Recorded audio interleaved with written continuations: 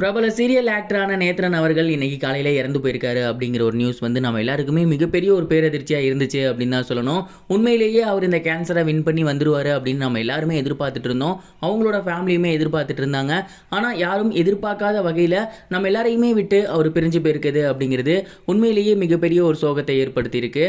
அவர் இறந்து போனதுக்கு அப்புறம் தொடர்ந்து அவரை பத்தின ஏராளமான செய்திகள் அப்படிங்கிறது வந்துகிட்டே தான் இருக்கு. அந்த வகையில சமீபத்தில் ஒரு நியூஸ் வந்து இப்ப ரொம்பவே ட்ரெண்டிங்கா போய்கிட்டு இருக்கு. அது என்ன அப்படின்னா, நேத்ரன் அவர்கள் அவரோட உயிரை யார் பேர்ல எழுதி வச்சிருக்காரு, அவரோட சொத்துக்களை எப்படி பிரிச்சிருக்காரு அப்படிங்கிறது தான். நேத்ரன் அவர்கள் கிட்டத்தட்ட பல வருடங்களா சின்ன திரையில இருந்து வந்துட்டு இருக்காரு. ஏகப்பட்ட ரியாலிட்டி ஷோஸ் அட்டன் பண்ணியிருக்காரு, ஏகப்பட்ட நாடகங்கள் பண்ணியிருக்காரு. அவர்கிட்ட சொத்துக்கள் அப்படிங்கிறது ஏகப்பட்ட அளவுக்கு இருக்கு. அதாவது இந்த சினிமா துறையில வந்ததுக்கு அப்புறம் சேர்த்தது அப்படிங்கிறது பல லட்சங்களுக்கு மேல இருக்கு அப்படிங்கிறது தெரிய வந்திருக்கு. அண்ட் இந்த சொத்துக்களை அவர் வந்து பாத்தீங்கன்னா 4 விகிதமா பங்கு போட்டிருக்காரு. நாலா என்னப்பா சொல்ற, அவங்க மனைவி 2 பொண்ணுங்க 3 தானே, ஏன் 4 போட்டிருக்காரு அப்படின்னு கேட்டிங்கன்னா, அங்கே தான் அவர் ரொம்பவே சூப்பரான ஒரு விஷயத்தை பண்ணியிருக்காரு.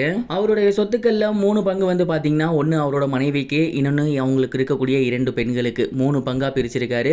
அண்ட் இன்னொரு பங்கு வந்து என்ன அப்படின்னா, கடைசி காலகட்டத்தில் அவர் இந்த கேன்சரில் ரொம்பவே பாதிக்கப்பட்டிருந்தார் இல்லையா, அந்த ஒரு காரணத்தினால இந்த கேன்சரோட வலி என்ன, அதுலேருந்து வெளியே வரதுக்கு எவ்வளோ கஷ்டம் அப்படிங்கிற மாதிரிலாம் அவருக்கு தெரியும். இவர்கிட்ட காசு இருந்ததுனால கொஞ்சம் நல்ல ட்ரீட்மெண்ட் பார்த்துட்டாரு. காசு இல்லாத எத்தனையோ பேர் கஷ்டப்படுறாங்க இல்லையா, அவங்களுக்குலாம் ஹெல்ப் பண்ணணும் அப்படின்னு சொல்லி இவரோட சொத்துல ஒரு பங்கை அவங்களுக்கு கொடுத்துருக்காரு.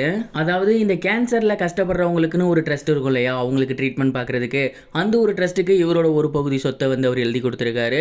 அண்ட் அவங்களுக்கு ட்ரீட்மெண்ட் பண்ணணும், என்கிட்ட காசு இருந்துச்சு நான் பார்த்துட்டேன், இல்லாதவங்க என்ன பண்ணுவாங்க, நான் போறப்ப இந்த ஒரு நல்ல விஷயத்த பண்ணணும் அப்படின்னு சொல்லி தான் அவரோட சொத்தை 4 பங்கா பிரிச்சிருக்காங்க. இந்த ஒரு விஷயம் அவங்களோட ஃபேமிலி மெம்பர்ஸ்க்குமே தெரியும். அண்ட் அவங்க சொத்தை 3 பிரிக்க வேணாம் தான் சொல்லியிருக்காங்க. ஆனால் இவரு தான் ரொம்பவே வற்புறுத்தி 3 பேத்துக்குமே தன்னோட சொத்துக்களை பிரித்து கொடுத்துருக்காரு.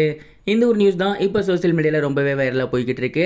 அதே போல் இன்னொரு நியூஸும் ரொம்பவே ட்ரெண்டிங்காக போய்கிட்டு இருக்கு. அது என்ன அப்படின்னா, கூலி படத்தில் இன்னொரு ஹீரோயின் ஆட் ஆயிருக்காங்க அப்படிங்கிறது தான். லோகேஷ் கனகராஜ் அவர்களோட இயக்கத்தில் சூப்பர் ஸ்டார் ரஜினிகாந்த் அவர்கள் நடிச்சிட்டு இருக்க படம் தான் கூலி. இந்த ஒரு படத்தில் மிகப்பெரிய நட்சத்திர பட்டாளங்கள் இருக்காங்க. குறிப்பாக நாகார்ஜுனா, உபேந்திரா, சத்யராஜ் சார், இது மட்டும் இல்லாமல் கமலஹாசன் அவர்களோட பொண்ணான ஸ்ருதிஹாசன் அவர்கள் இருக்காங்க. இப்படி ஏகப்பட்ட லாங்குவேஜில் இருக்கக்கூடிய ஆக்டர்ஸ் எல்லாமே நடிச்சுக்கிட்டு இருக்காங்க. இந்த ஒரு படத்தில் சமீபத்தில் ரெபோ மோனிகா ஜான் அவர்கள் ஜாயின் பண்ணியிருக்காங்க. அதான் இந்த பிகில் படத்தில் ஆசிட் பட்டு ஒரு பொண்ணு இருப்பாங்க இல்லையா, அவங்க இந்த படத்தில் ஜாயின் பண்ணியிருக்காங்க. ரீசெண்டாக ஒரு இன்டர்வியூலையுமே அதை ஓப்பன் அப் பண்ணியிருந்தாங்க. ரஜினி சார் கூட நடித்த அனுபவம் ரொம்பவே சூப்பராக இருந்துச்சு அப்படின்னு சொல்லியிருந்தாங்க. பிகில் படம் மாதிரி கண்டிப்பாக முக்கியமான ஒரு கேரக்டர் ப்ளே பண்ணுற ரோல் தான் இருக்கும் அப்படிங்கிற மாதிரி அவங்க சொல்லியிருக்காங்க. தமிழ் சினிமாவில் ஃபஸ்ட்டு 1000 கோடி அடிக்கிறதுக்கு வாய்ப்புள்ள படமாக கங்கோ இருந்துச்சு. ஆனால் அந்த படம் ஃப்ளாப் ஆகிருச்சு.